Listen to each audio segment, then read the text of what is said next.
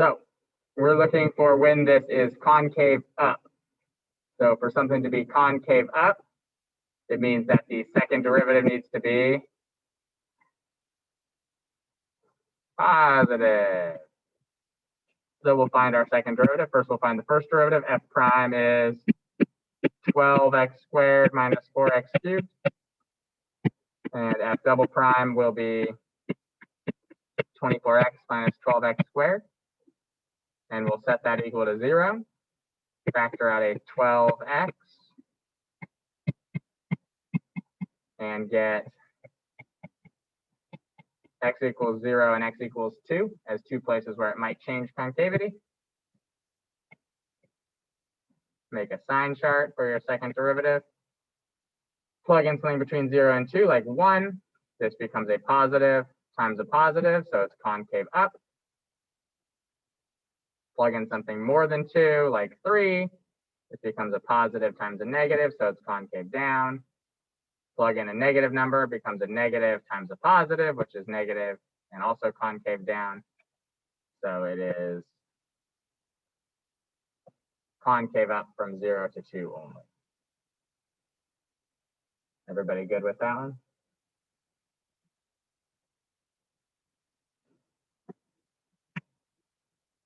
Any questions there?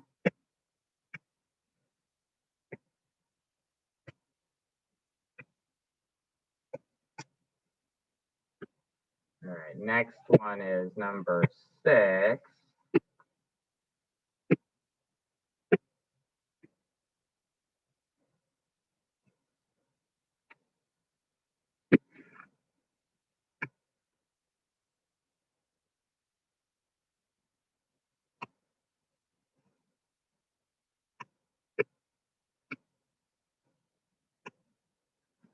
All right, we're looking for dy dx at the point 2, 8.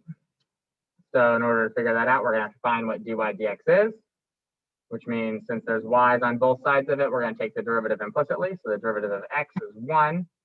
The derivative of 3y to the 1/3, we'll just use the power rule, but then add a dy dx to it. So the 1/3 times 3 is just a 1, and we end up with y to the negative 2/3 dy dx equals dy dx. Everybody good with the derivative part of it? Then we're going to solve for dy dx. So we will do 1 equals dy dx minus y to the negative 2/3 dy dx. And then we'll factor out the dy dx.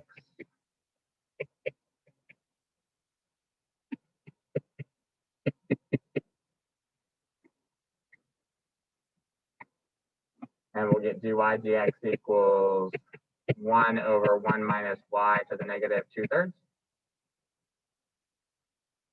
Everybody go with that? Yeah. Then we'll plug in the values. So when x is 2 and y is 8, well, I have no x's, so I don't need to worry about that. But when y is 8, so I've got 1 over 1 minus 8 to the negative 2/3. So 8 to the negative 2/3 ought to be 1 over 8 to the positive 2/3. And then 8 to the 2/3, we'll cube root the 8 first to give us 2, and then square it to give us a 4.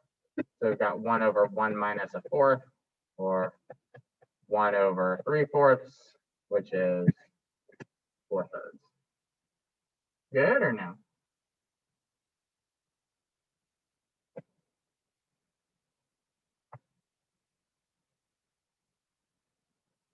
Any questions or issues with that? No? All right, next one we've got is number 10.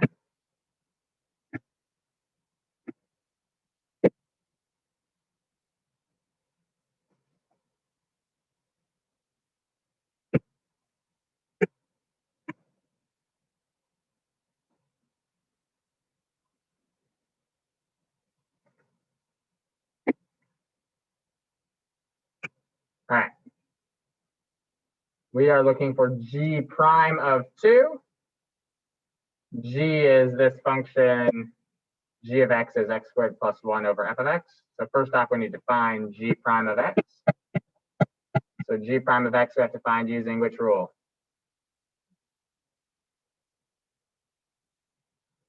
Which rule? Nope. Which rule to find the derivative of g? Quotient. Quotient rule. This is a quotient of two functions. So denominator times the derivative of the numerator minus the numerator times the derivative of the denominator all over the denominator squared.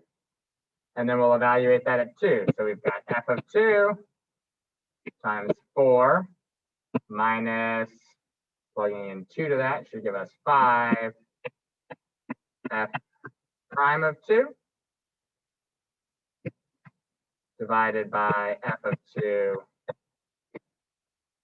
squared. And then f of 2 is 3. So this will be 4 times 3 minus 5 times f prime of 2. And f prime of 2 is just the slope of f at 2. So what is that slope? Looks like it's going, what? Up 4 over 1, looks like it would appear. So that slope is 4. And then f of 2 is once again 3, so 3 squared. So we end up with 3 over, was that 12? No, I can subtract 12. I don't know why I thought that was 3. 12 minus 20, which is negative 8 over 9. Good? Good? Yeah. Serena, you're good? Yeah. So just the two of you, right? Nobody else is taking. Okay. Right. Just making sure the people in here. All right. Next one.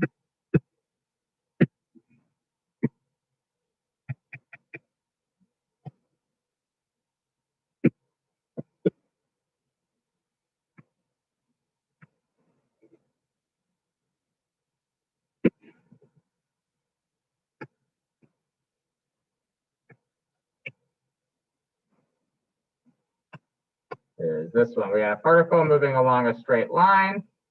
Its acceleration is 12t. They give us a velocity and a position. We want an expression for the position.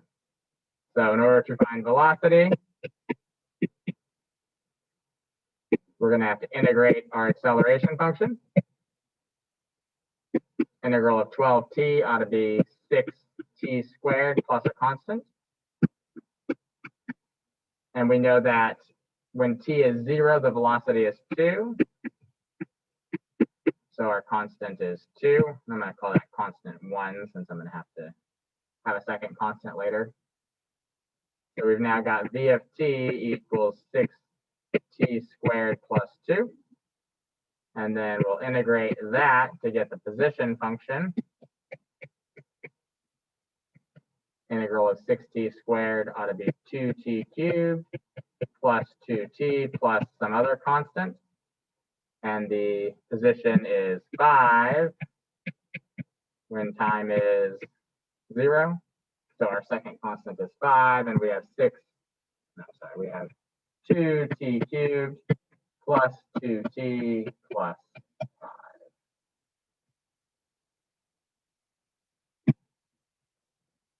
Any questions on that one?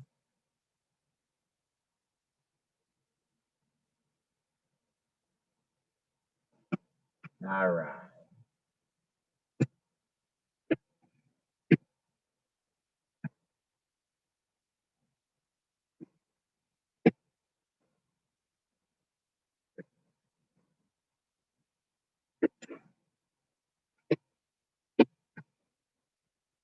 Here is the next one, which now a couple people have asked for. Dy dx is 2 minus y, and if y equals 1, when x equals 1, we want to find what y is. So this is just a differential equation to solve. And it's just a separable differential equation. It's dy dx equals 2 minus y. So we'll divide by the 2 minus y and get the dx on the other side. Then when we integrate both sides, since that's just 1 dx here, that integrates to x plus a constant. And then the integral of dy over 2 minus y is a u sub. Right, if we do it off to the side, hopefully we've done enough of these with the differential equations that we could just do those in our head now. But if you let u equal 2 minus y, du is negative dy. So you put in a negative, and it becomes negative integral of du over u. So it becomes negative natural log absolute value of u. And then we'll plug in the x equals 1 and the y equals 1 and get a constant of negative 1. So we've got negative natural log absolute value 2 minus y equals x minus 1. We'll divide by the negative. We'll exponentiate.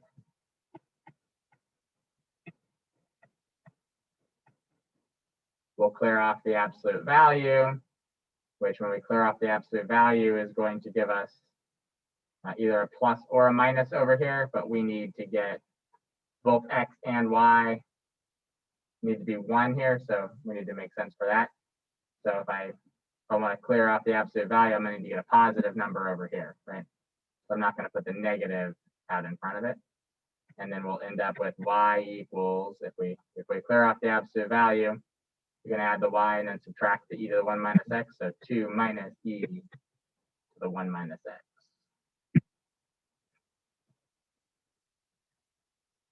Good or no?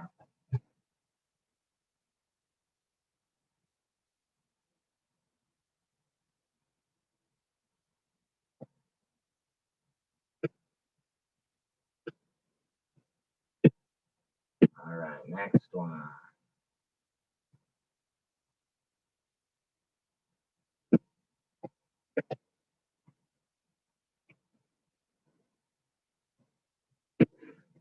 All right, now we're looking for a point of inflection. So for a point of inflection, we need to figure out when the second derivative changes signs. So first we'll find the first derivative. What's g prime of this? Well, that's the derivative of the integral from a constant to x of a function. So the derivative of the integral from a constant to x is just that function in terms of x. So g prime is x squared minus 5x minus 14. And then we need to find the second derivative, which ought to be 2x minus 5. Set that equal to 0, gives you x equals positive 5 halves. Make a sign chart to show that it actually changes signs. Plug in something more than 5 halves, like 1,000, and this is positive. Plug in something less than 5 halves, like 0, and this is negative. So there was a change in concavity at 5 halves, which means that's the x coordinate of the point of inflection. Good or no? Yeah, people at home, good? Good. Oh, great.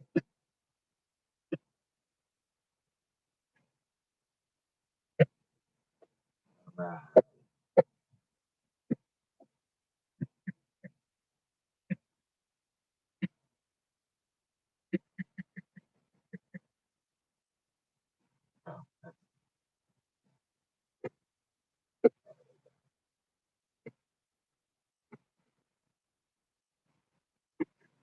All right, this one, they've given us the limit as h approaches 0, the sine of 2 times x plus h minus the sine of 2x over h. Well, this is just the limit definition of the derivative. Right, as h goes to 0, the limit as h goes to 0 of some function evaluated at some value here, plus h, minus the function evaluated at that same value without the h, over 2, or sorry, over h. So two different ways you can look at this. One is you can just plug in the 0 and say, okay, this is sine of 2x minus sine of 2x, which is 0 over 0, and then use L'Hopital's rule, or you can recognize that it's the derivative. This is the limit definition of the derivative of this function. So we should know that it should become 2 cosine 2x, because that's the derivative of sine of 2x. But if you use L'Hopital's rule, you end up with the limit as h approaches 0. You have a 1 in the denominator.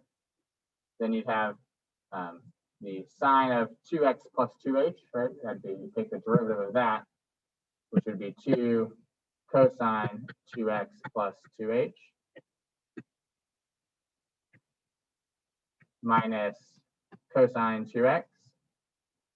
And as h goes towards, minus 2 cosine 2x. And as h goes towards 0, you'd end up getting 2 cosine 2x minus 2 cosine 2x over 1. Actually, that doesn't work out so well when you do it that way. Well, 2 cosine 2x this way. 2 cosine 2x plus 2h minus 2 cosine 2x over 1.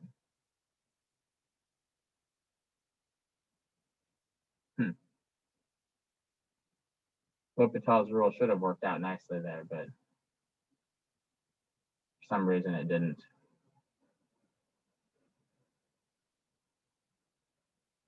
That's weird. But we should recognize that that's the limit definition of the derivative of sine of 2x.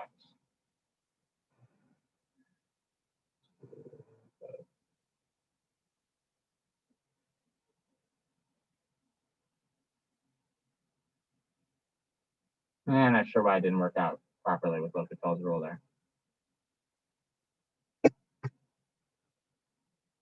Yeah, you're just taking the derivative of sine of 2x unadjusted. Yep. Because that's your limit definition, right? The limit as h approaches 0 of f of x plus h minus f of x over h is your limit definition of the derivative. And so it's just the derivative of this thing right here. The derivative of f of x. Yeah.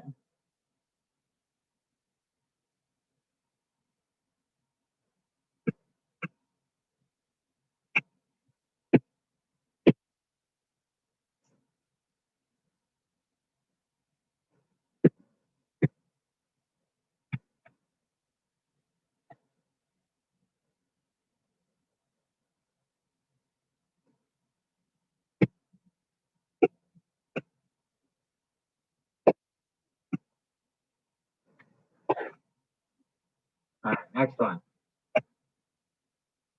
The base of a solid is the region in the first quadrant, bounded by the y-axis, the x-axis, y equals e to the x, and the vertical line x equals 1. So we've got e to the x, we got x equals 1, we got x-axis and y-axis. So we're looking at this region right here. Cross sections perpendicular to the x-axis are squares.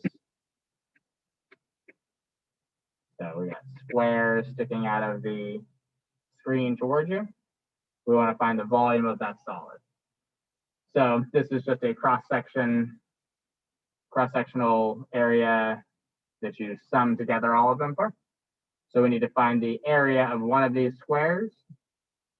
Well, the height of it is just e to the x. So the side length is e to the x.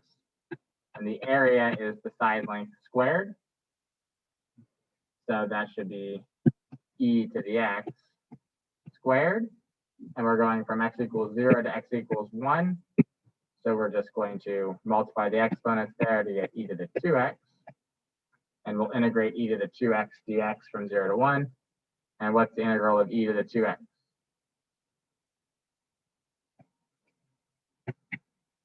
Should be able to do that one in our heads by now, I hope.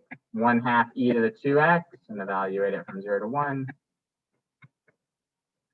Gives you half of e to the first minus 1/2 of e to the 0, which is just minus 1/2. So 1/2 e, e squared I plug that in. Plug the 1 in, that's e squared. 1/2 e squared minus 1/2. Good or no?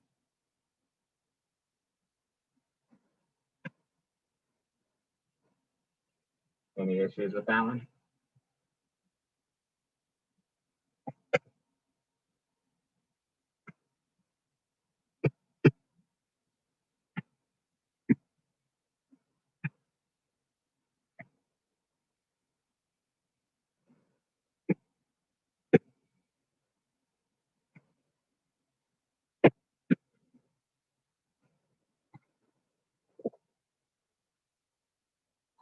Well, I didn't mean to cut off part of that graph, but apparently I did.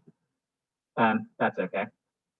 We're looking for the value of the integral from 0 to 12 of f prime. And this is the graph of f. So what is the integral from 0 to 12 of f prime? This is, what's the integral of f prime? F, right? So this is just f of x evaluated from 0 to 12. This is just f of 12 minus f of 0. What's f of 12? -4. What's f of 0? So they've got this one in there to sort of trick you, I think, because normally they'll give you the graph of f prime, and then you got to find all the areas underneath the curve and everything. But they gave you the graph of f and asked you about the integral of f prime. So you don't need to find the area underneath f. You just need to figure out what's f of 12 minus f of 0. If you were asked if they said what's the integral from 0 to 12 of f prime, and this was the graph of f prime, you'd have to find each of these areas. 4 times 4 divided by 2 would give you 8. And you'd have to do, what's this one? This one is also 4 by 4, so that would cancel with the first one. And then this one is 1, 2, 3, 4 by 3. So that'd be -6, which is an answer choice. So if you went through and did it that way, you'd end up getting -6, but really it should just be -8 because this is f, not f prime.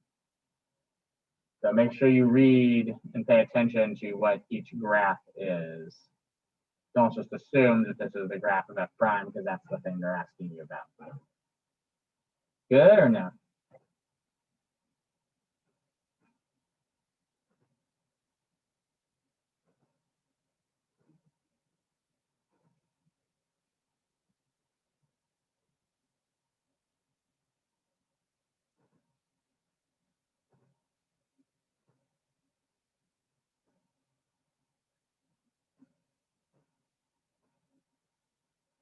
All right.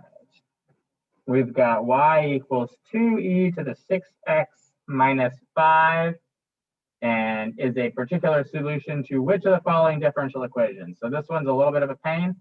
The best way to go about this one is figure out first off what y prime is, because you got to deal with that in some of these.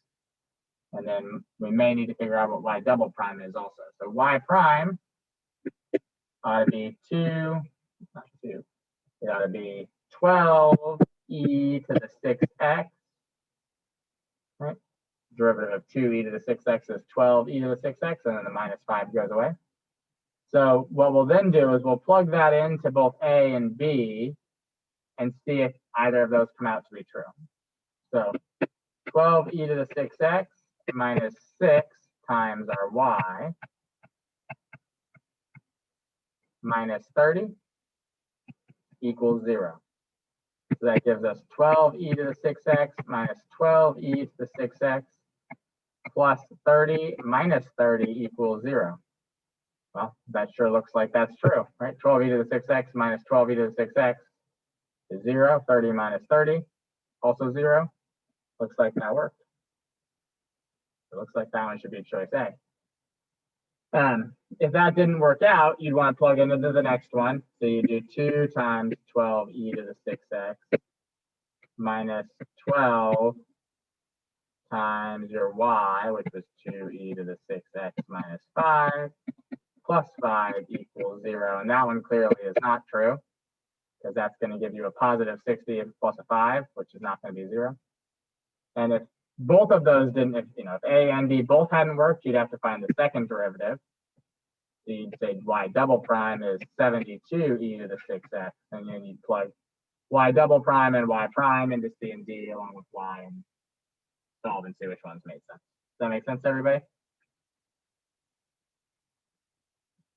Yeah? Yeah. Cool.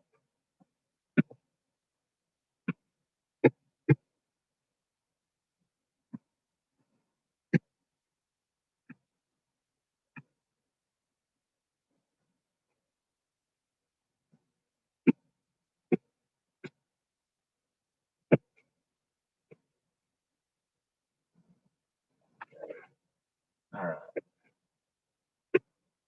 So we've got a person watching a balloon rise vertically from a point. The balloon is rising. We'll call this distance y.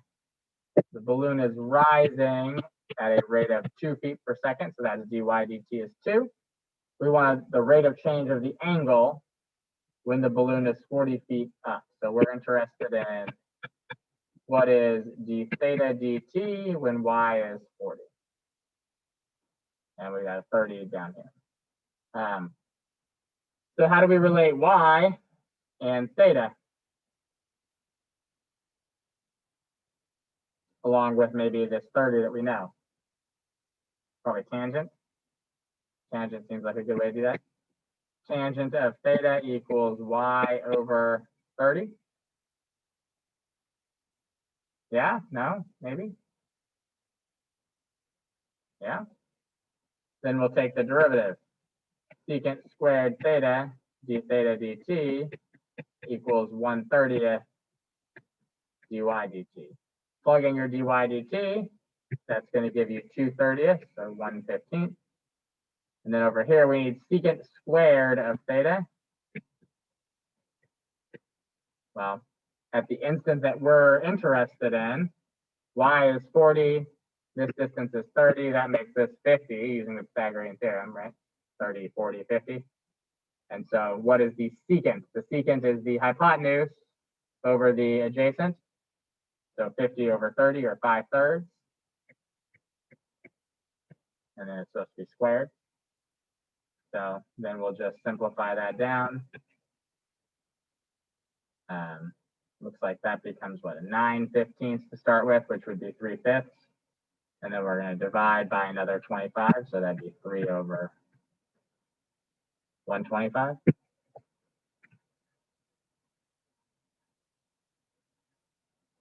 Good or no?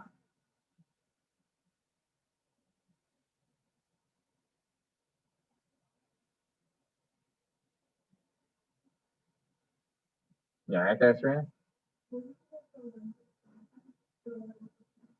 Oh, I plugged in my 2 as my dy dt, so give me 2/30.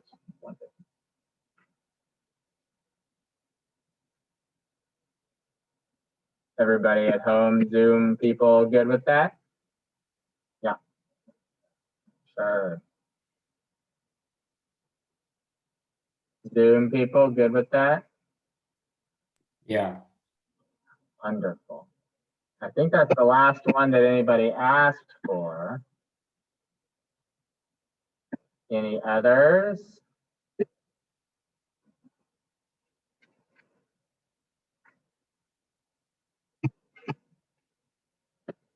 All right.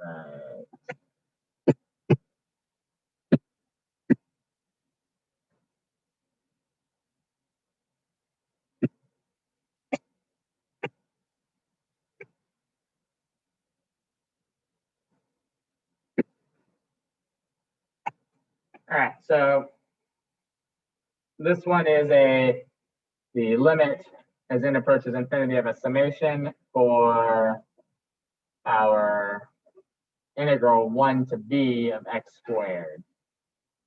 And then it asks what could b be? Right, for what value of b does this integral equal this limit?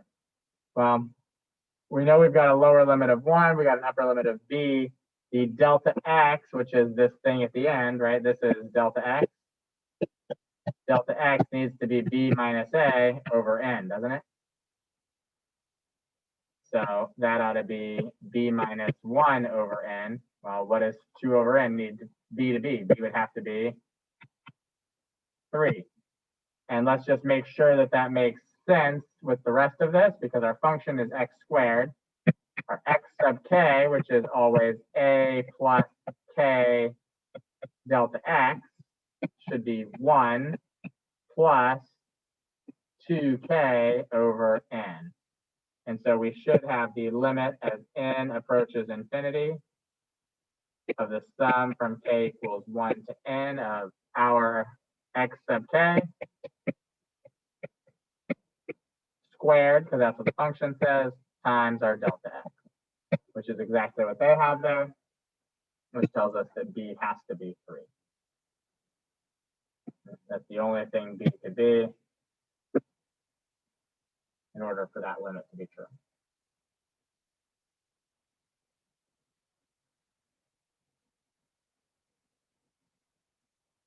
Good or no? You're going to need to know this. I mean, probably going to need to know that. Did that show up? Did you guys have to do that on the May 4th or the May 24th test? Something like that? No? No.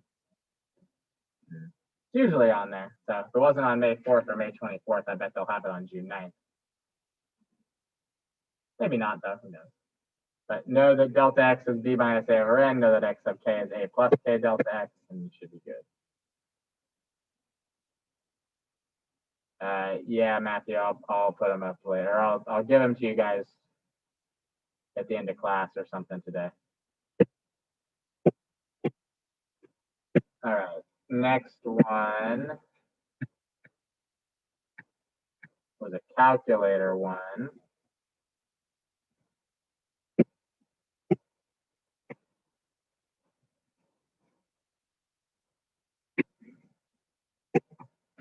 So we got g has a derivative of root x cubed plus x. We have g of 2 is -7. Find the value of g of 5. So this is one of the ones where we can't directly integrate that function. So we're going to use our calculator to approximate it for us with this initial condition. So we know that g of x needs to equal the integral from some constant to x of the square root of t cubed plus t dt plus some other constant. Well, we did a whole worksheet on these back in quarter 2, yeah, where we have to make the lower limit equal to the x value that we're plugging in. So we're going to make this the integral from 2 to x of the square root of t cubed plus t dt plus, and then if we plug in 2, this becomes an integral from 2 to 2, which is 0, and it's equal -7, so we have a constant of -7 outside of there. And so if we want to find g of 5, we'll do an integral from 2 to 5 of the square root of this function, and then subtract 7 from it. And you would just do that on your calculator. Your calculator would tell you what that value is. I will throw it on to, I'll have Desmos do the integral for us here. What was it? Integral from 2 to 5.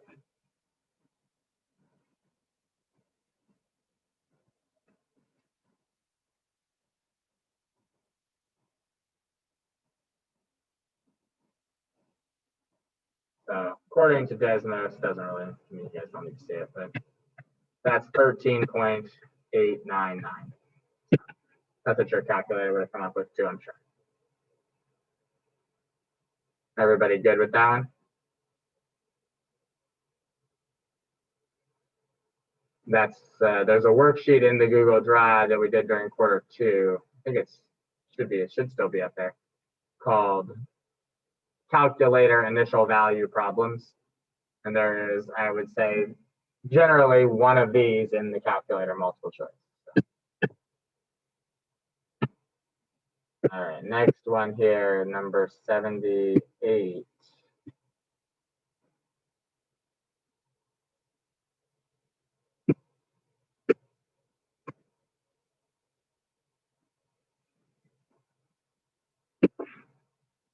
All right, we've got a function that is differentiable, satisfies g of -1 equals 4 and g prime of -1 equals 2. We want the approximation of g of -1.2 using the tangent line at -1. So if we're using a tangent line approximation, we need to write that tangent line. We'll just use point slope form, right? Y minus y1 equals m times x minus x1. Well, the point that we're given is the point -1, 4, and the slope that we're given is 2. So it ought to be y minus 4 equals 2 times x plus 1. We want to evaluate -1.2. So we got y minus 4 equals 2 times -0.2, which gives us -0.4 on the right. Add the 4 to it, and you get 3.6.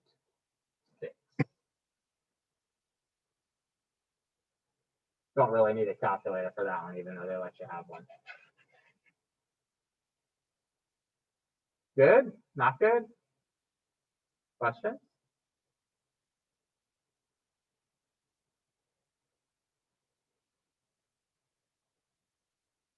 That was the last one. Anybody's asked for any other ones?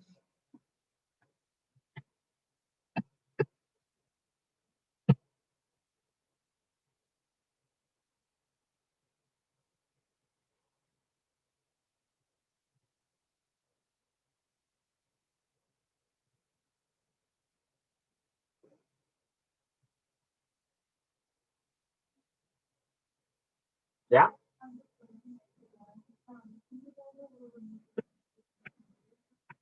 Sure. Let's look at number 81.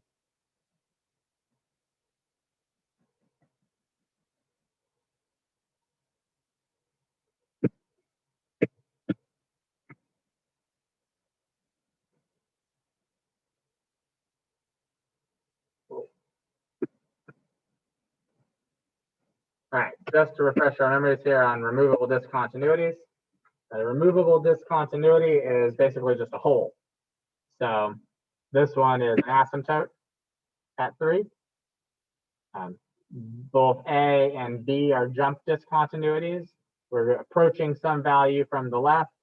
We're approaching some other different value from the right. That's what makes a jump discontinuity, even if there's another point in the middle. This is jump. I don't know why I wrote a Y.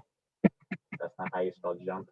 This is also jump because from the left-hand side, it's approaching one value, and from the right, it's approaching a different value. This one is an infinite discontinuity. And then this one is removable because it's a hole. So anytime you've got a hole is a removable discontinuity.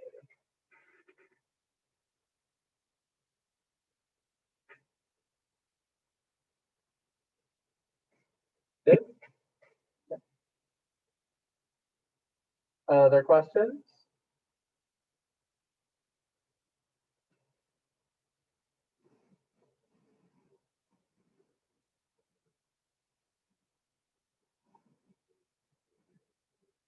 What?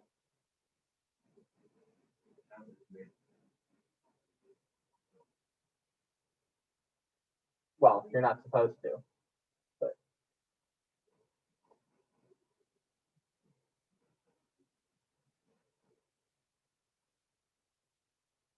I think it says there is no advantage to using a calculator or something like that.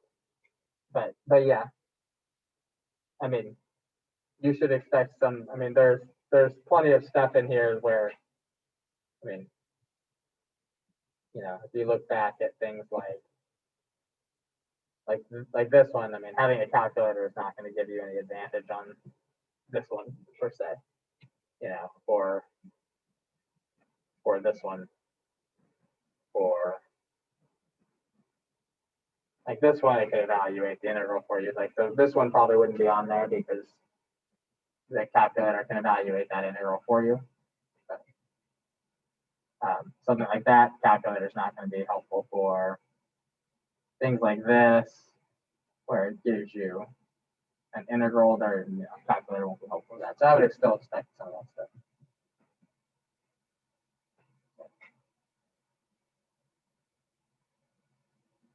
Other questions? Oh, there's stuff in the chat. Oh, I missed questions. Okay.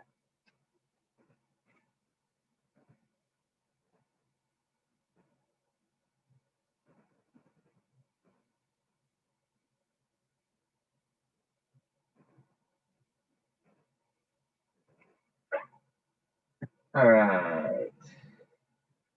Number 88. We got this function. We want to know for how many values of x in the open interval from 0 to 1.565 is the instantaneous rate of change of f equal to the average rate of change of f on this interval. So what I would do is, first off, I would graph this function and figure out, well, I'd find the slope of this function between 0 and 1.565. So I'd find f of 1.565 minus f of 0 over 1.565 minus 0. And if you were to figure out what 1.565 to the 4th over 4 minus 2/3 of that to the 3rd, and so on, I'll pull up Desmos so we can figure out what that value is. It's, what was it, 1/4 of 1.565 to the 4th.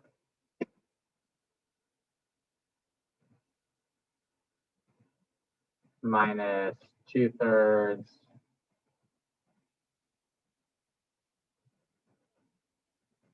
of it to the 3rd.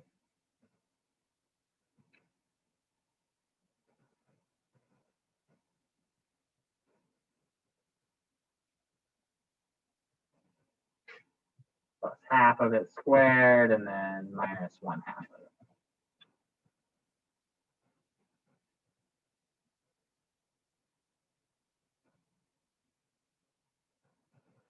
So that value right there is our average rate of change. Hopefully I typed all of that in right correctly. Did not type it in. F of 1.565 minus f of 0. F of 0 is just 0 over the 1.565. So if we then want to know how many times the instantaneous rate of change is equal to that, well, the instantaneous rate of change is f prime. So when does the derivative equal that? So what's the derivative? The derivative is x cubed minus 2x squared plus x minus a half. So I'll just graph that function.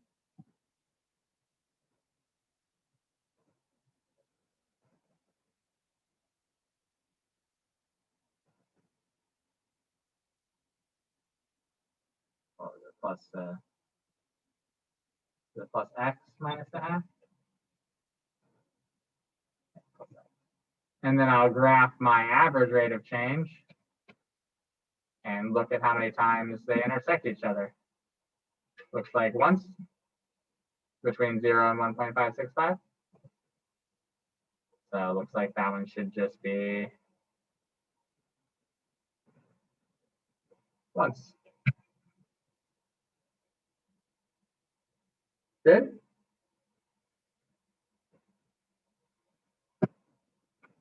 Yeah. All right, last one that somebody has asked for now is number 90.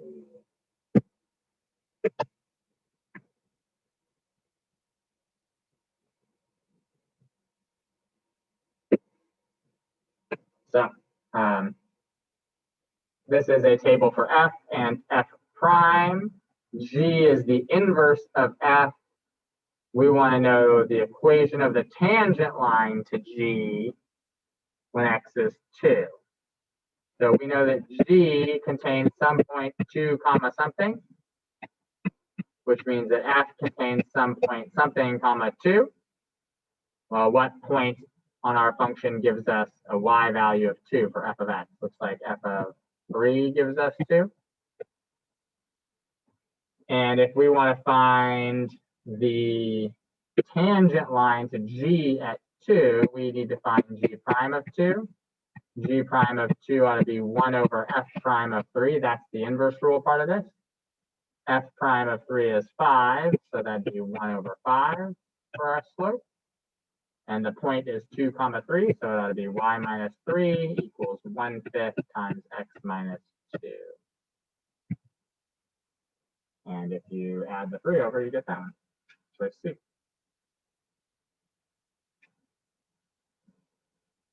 Good or no?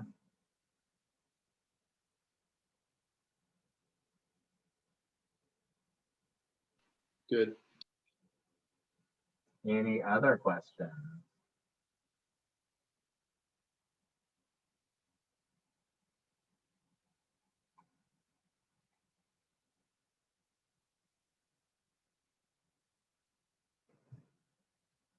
All right. So you guys said you wanted to see the answers to this real quick. So give me 1 second. That way you can check.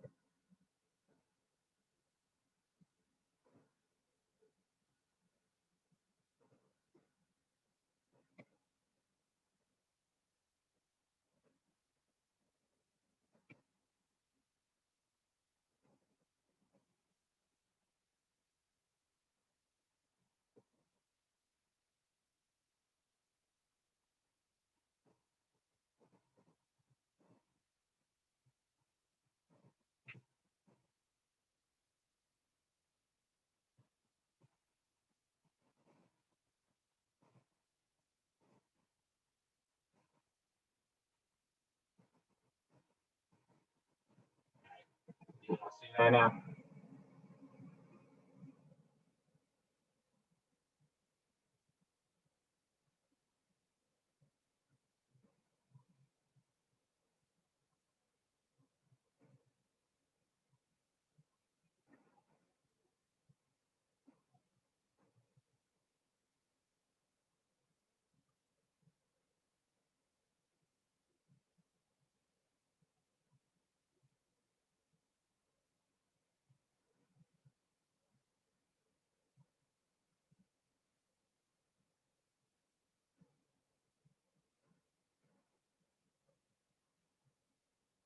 You all can see that, right? In the Zoom. Yeah. Okay. Just making sure.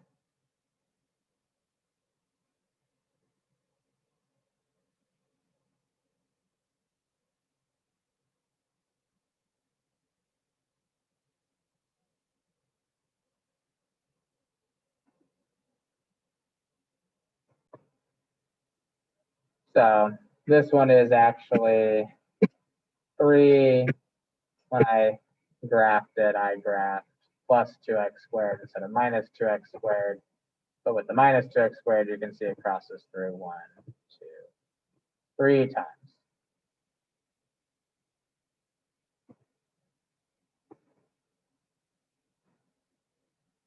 Cool. Everybody's good with that one now, with number 88.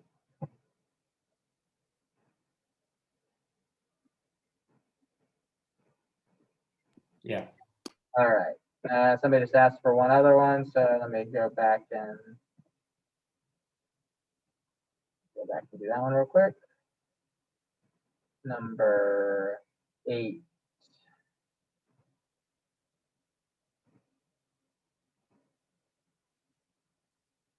So we're looking here at 10 minus 6x squared over 5 plus 3e to the x as x goes towards infinity. So as x goes towards infinity, we can see that both of these things are going to be infinite. So if we want to, we can use L'Hopital's rule on this, right? Because we'll have infinity over infinity, or we'll have negative infinity over infinity, but that's still indeterminate. That'll give us a negative 12x over a 3e to the x. When we take the first derivative, it's still a negative infinity over an infinity. So we'll use L'Hopital's rule again. So you get negative 12 over 3 e to the x. And now this becomes a constant, negative 12 over something very large. That goes towards 0. So it should be b. 0. Does that make sense to everyone?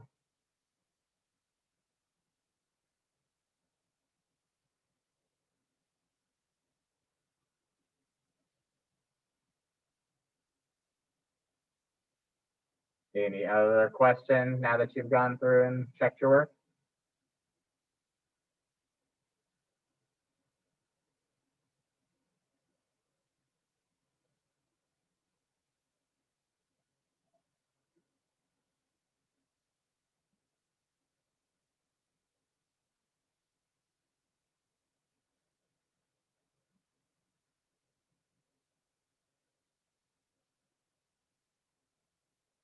Sure, nothing else?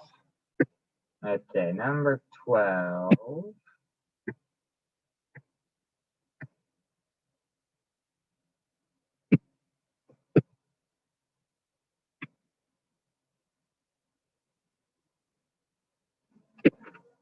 Let's see. So they give us a chart of values for f. They say that f is a differentiable function.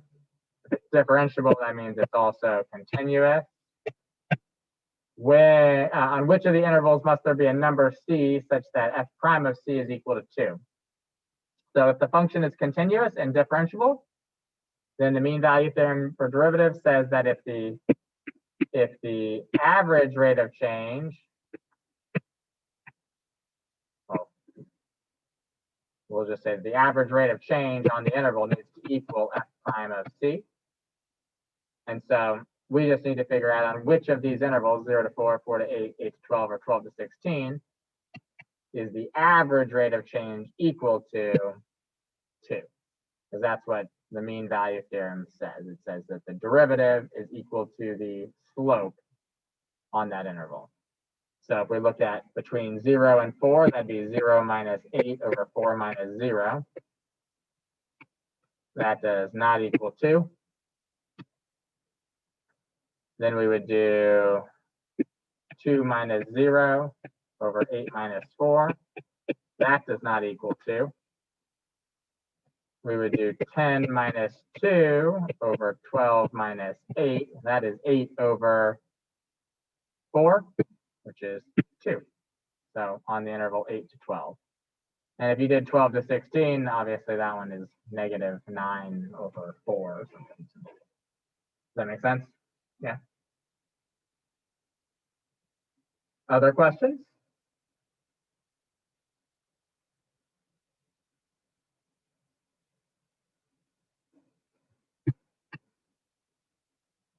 All right, 26.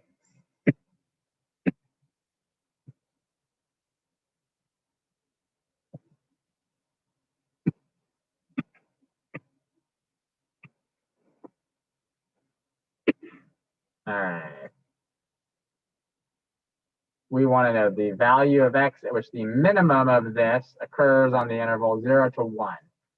So first off, we need to check for any critical values. So the derivative of 3x to the 4/3, that ought to be 4x to the 1/3, and then minus 2. So we need to figure out when does that equal 0. That'd be when x to the 1/3 equals 2 over 4, or a half. So we will cube both sides. That's a half, so that'd be 1/8. And so the only places where we might have a minimum value for this are at 1/8 or the end points. So we also need to check at 0 and 1. And so we'll look at it with a sign chart first, because that might just tell us which one it is. If we plug in something between 0 and 1/8, like, I don't know, let's say like 1/64th to our derivative, the cube root of a 64th is a 4th, times 4 is 1, minus 2 is negative. So our function is decreasing. And then we plug in something between an 8th and 1. I mean, we could just plug in 1. That's going to give us a positive, and so we're increasing. And so the value of x at which our minimum occurs is 1/8. If we'd ended up getting something like this, where it increased and then decreased, which is not what we got, but if we got that, then we'd have to check the value at each of the endpoints to see which one of them gave us a smaller value for y. But since we knew it was decreasing to 1/8 and then increasing after 1/8, we don't have to worry about that. Does that make sense to everybody?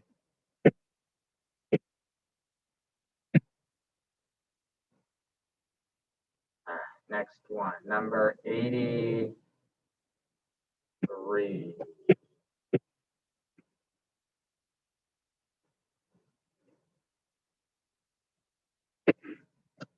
So, and this may be the last one we got time for today. We have this function. We want to know for what value of k, if any, is f continuous. So that means that the limit as x approaches 3 from the left of f of x needs to equal the limit as x approaches 3 from the right of f of x. Well, as x goes towards 3 from the left, this is k cubed plus 3.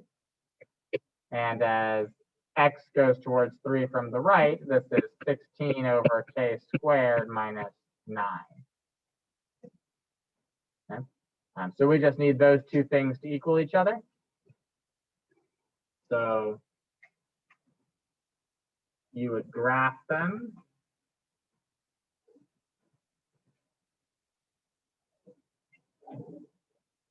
And what do we have? K cubed plus 3. And what was the other one? 16 over 5 over left. And you'd look for where they intersect with each other. Did they give us an interval? For k being a positive constant. So we zoom out here. It looks like they intersect each other somewhere. I don't know. It's hard to see on here. Your graphing calculator will tell you exactly. Oh, there we go. 3.082.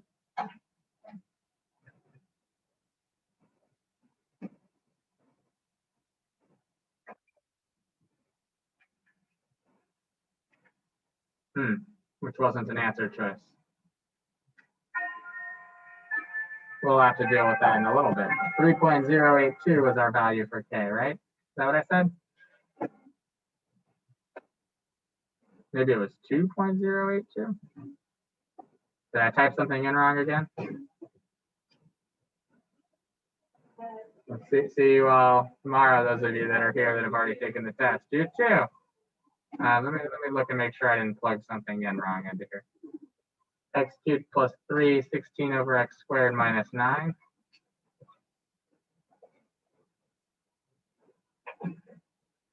X cubed plus 3, 16 over x squared minus 9.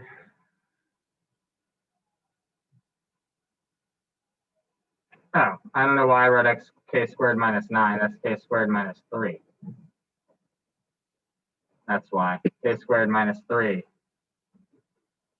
That'll change things. Now those intersect at 2.081. And so our answer should be 2.081. Everybody good with that? Sorry, I don't know why I wrote a 9 there when it was clearly a 3.